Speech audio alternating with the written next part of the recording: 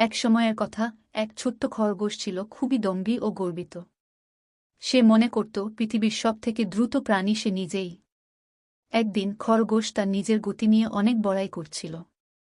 তখন কচ্ছপ, যে খুবই ধীরগতিতে চলত, তাকে দেখে মুচকি হেসে বলল, তুমি তো খুব তাড়াতাড়ি দৌড়াতে পারো, কিন্তু আমি যদি একবার প্রতিযোগিতা করি তাহলে আমি জিতব।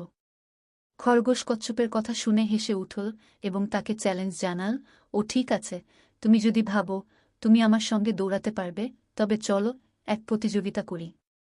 তারা ঠিক করল, পরবর্তী দিন তারা একটি নির্দিষ্ট পথ ধরে দৌড়াবে।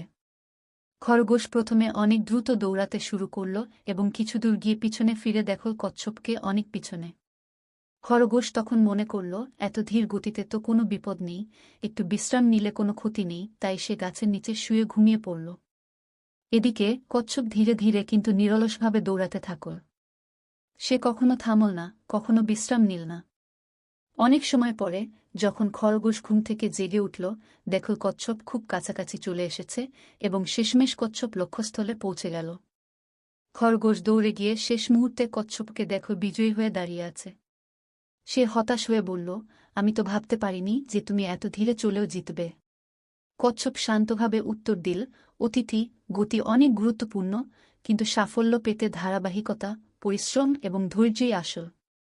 এই গল্প থেকে আমাদের শিক্ষা, গতি থাকলে কি হবে, সঠিক পরিকল্পনা, পরিশ্রম এবং ধৈর্যই সফলতার চাবিকাঠি।